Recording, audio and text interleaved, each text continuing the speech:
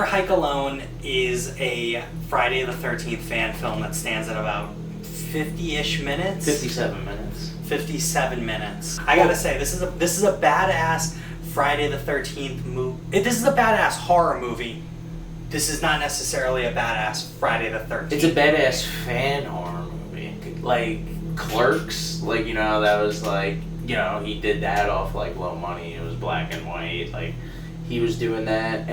Like, this is that. It's just a little super duper low budget indie film. About $150,000. That has zero relation to Friday the 13th. But there's been so many disputes over the Friday the 13th franchise, and that's the reason why we're not getting any, like, legitimate ones. We haven't gotten a legitimate Friday the 13th movie since New Line Cinema went out back in, I'm pretty sure it was 2013. Well, I wonder who owns the rights to it. Still New Line? I'm pretty sure New Line Cinema still has the movie rights to it, but for whatever reason, there's still some sort of ownership rights that were disputed. Because there's only so much, you know? There's only so long they could have that without doing something. Absolutely. You know, with it. We know that there's been so much controversy with the Friday the 13th video game and ownership rights keeping the game developers from actually adding more content. There was supposed to be a Jason X feature added to Friday the 13th, but it never was added because of, you know, ownership rights, yada yada. That's why there's no new content for Friday the 13th. Actually, that probably would have been more like fast paced. That would have probably been cool. Probably would have been pretty badass. But harder.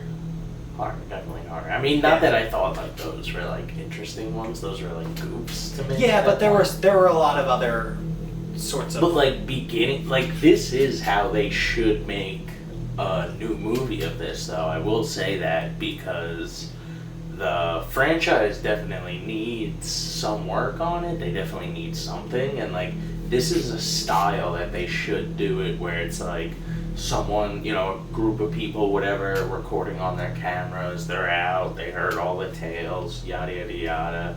But like, I don't know, make it that note, like this is a new one, like just restart it, refresh it. You know what I mean? Like, I don't know, they should just, I feel like they should definitely do something more with that. And just, I don't know, because it's such a just good franchise that's going to waste. It really is. And it's unfortunate. We're not getting any Friday the 13th. We're not getting any Nightmare on Elm Street. Well, that's the thing. It's like all these great franchises that went on like long runs. I mean, they really tapered off in the end of every single one of them. But I think big time. But it was still like, it's still like you can't. Well, with one character in this movie, it kind of gives you a good opportunity to be invested in his safety.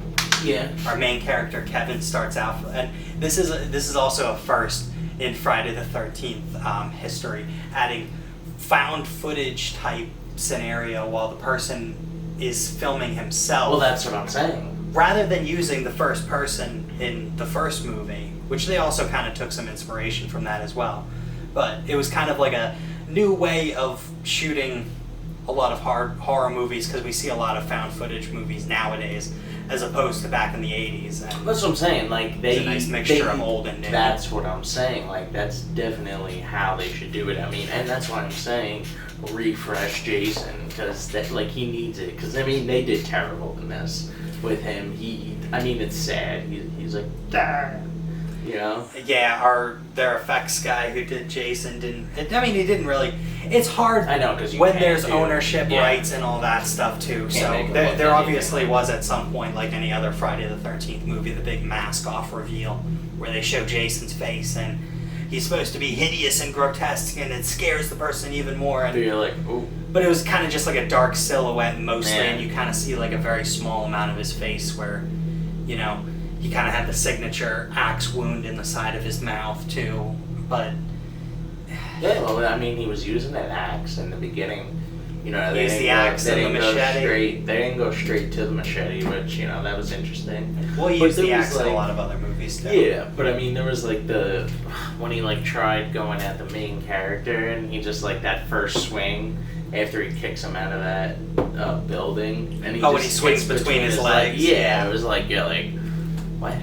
Of course, but they gotta have one of those. Yeah, but I know, like, if there was more characters, like, that would have been a nice just to the dome piece Jason. You know what I mean? And those are like the cool things about Jason is when he just does that. It was definitely missing in the sense that, like, that's why I say as a Friday the 13th movie, because what's the formula of any Friday the 13th movie? A bunch of kids going out into the woods that have no business out in the woods, that are all a bunch of douchebags and ne'er-do-wells and sluts, and they're all doing drugs and they're having sex with each other, and then boom, Jason starts coming in and killing people one by one. Alright, so maybe you do, like, in a refresh, you do, like, people are going to Camp Crystal Lake, which they found that sign. That was a cheesy sign that they found. That guy found. He's like, whoa, I heard the stories. Another, like, classic horror trope of, like, I heard the stories. They were terrible. I'm gonna go explore it, and then, they die. Like, you could have, like adults go to it, like, realtors looking to, like, redo it, etc., and, like, watch, like, adults. What are they gonna do against Jason? That would be way more terrifying. That'd be pretty cool. One thing it does miss is the, I guess, an opening kill scene. So maybe that's where that realtor thing could have been.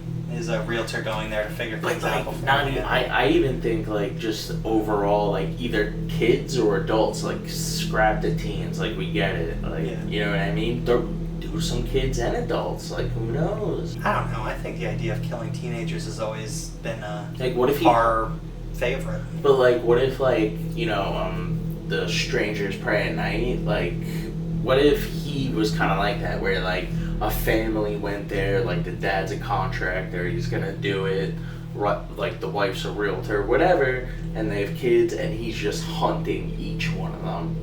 And, like, it's, like, torturous and etc. Because, like, I mean, that's, like, a thing they kind of lacked in this one was, like, I mean, they had, like, the kind of, like, jump scares, like, oh, how'd he get here? But they were terrible. Like, it was, like, the beginning ones where he was first entering the trail, and Jason was walking up the trail, he looks at him, and then he's away, he looks away, and then he's closer. Yeah. Those were cool. But that was classic. One thing that I'm going to give this movie credit for, though, is a thing that, like, sets most shitty indie movies aside from, like, good indie movies, and that's a good score. And this one started off with a badass intro. Like, it had some really sweet overshots of the mountains while it's coming in, and the music was awesome. Yeah. Genuine horror, slasher, like, and it was great stuff. Great stuff throughout the entire movie, too. Yeah. There was some, like, sick, badass, like, rock songs. There was, like, some, I don't know, awesome, like, terror, like, I don't know how you describe horror music scores, but they were really, really badass. And I think that sets it aside at least from being something that's, like, at least too cheesy. You know that it's being taken seriously, but you can tell where the entire budget went to. I mean, is into a really good music composer. Yeah, I mean, like, because it definitely didn't go into effects makeup for Jason's face. I mean, there was a bunch of things that it probably could have gone into that would have been, but I mean, the music was good. Jason could have also, they at least got a dude who looked like he was like 7 feet tall, but he looked like he was like a 7 foot tall basketball player, not necessarily like Kane Hodder, like big, like brick shithouse type dude. Yeah, that's what so picking at straws there, I guess, and all the day shots of Jason, it being funny that, like, I'm used to a Friday the 13th movie where there's a lot of night kills, but that really doesn't happen until the end. Yeah. In fact, there are only two kills. And they're at the end.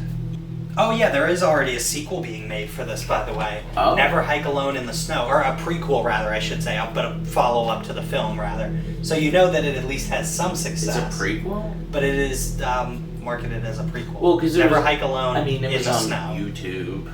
To watch the whole thing. And right now it had like a little over 1.5 million views right now. It's a good flick to get through. If you want to watch Absolutely. If you're looking to get your Friday the 13th fix too, fucking watch this movie. Absolutely. It's just, I don't know. It's not part 3.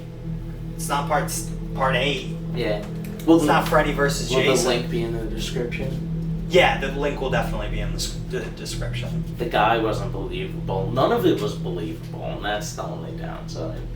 But good for the effort it was. How many Ghosts of Spooks would you give? 2.2 spooky ghosts. 2.2? Nah, I give it a 2 spooky ghosts. Two? Solid 2. I give it a solid 2 spooky ghosts. Rookie mistake. Okay. I mean, I would definitely go 1.4. 1.4 spooky ghosts. Yeah, 1.4 spooky ghosts. That makes me a rookie. You never go whole numbers. You know what that's from. Like and subscribe.